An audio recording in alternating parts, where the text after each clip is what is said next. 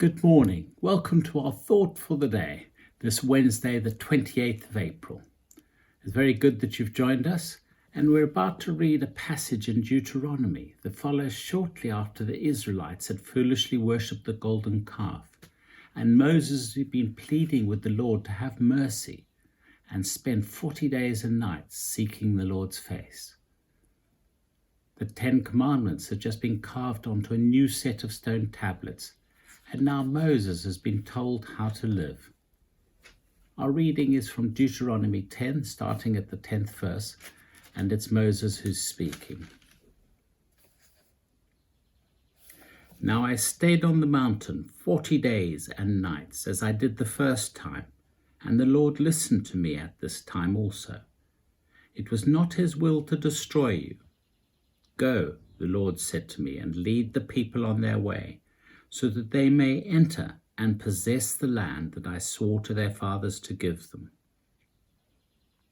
And now, O Israel, what does the Lord your God ask of you, but to fear the Lord your God, to walk in all his ways, to love him, to serve the Lord your God with all your heart and with all your soul, and to observe the Lord's commands and decrees that I'm giving you today for your own good.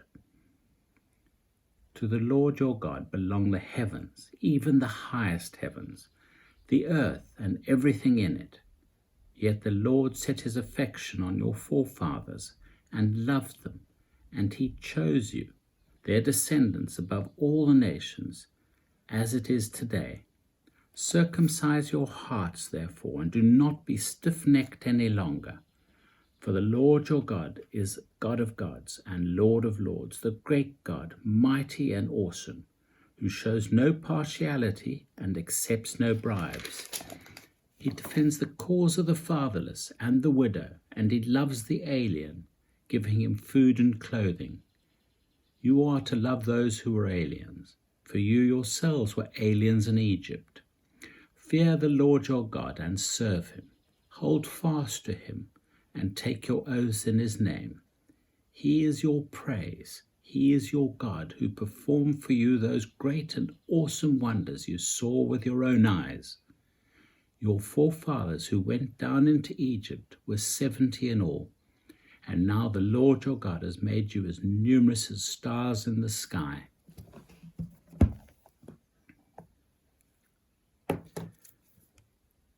There is a pleading in Moses' tone that I find hugely attractive. He stayed on the mountain 40 days and 40 nights, and I did, as I quote, as I did the last time, and the Lord listened to me this time also. Moses has wonderfully stood in the gap for his people. As a result, he pleads with the people to listen to the Lord. He reminds them that it was not God's will to destroy them, but rather that Yahweh loves them and wants to lead them into the land he promised to give their forebears. To make this possible, they're asked to fear the Lord and observe the commands they're being given.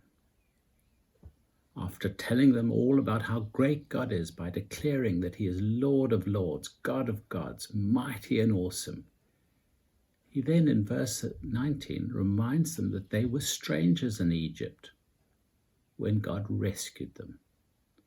This phrase, strangers in Egypt, echoes through the Hebrew Bible and defines the Jewish people. Our world today is full of refugees, asylum seekers, and displaced people. Beyond that, they're even more seeking to build their lives, raise their families, and establish their communities in lands that are, in some sense, alien to them.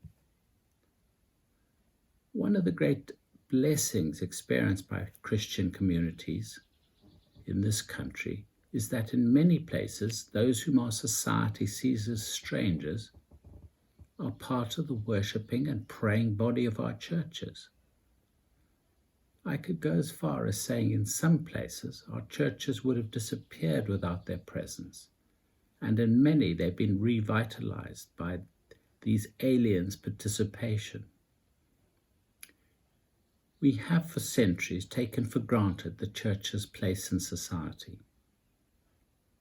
Can we in our own day retrieve the biblical identity of God's people as strangers in the world? This should quickly renew our sense of mission. Yes, it does come with a political edge because there are forces in our society determined to show no kindness to strangers. But God loves the fatherless and the widow and the alien.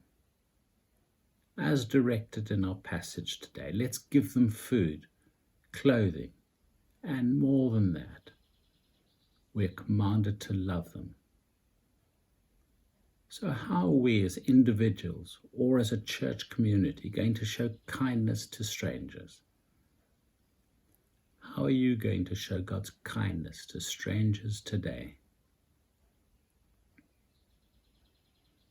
May God bless you this day and this week as you show kindness to strangers. Thank you for joining us this morning.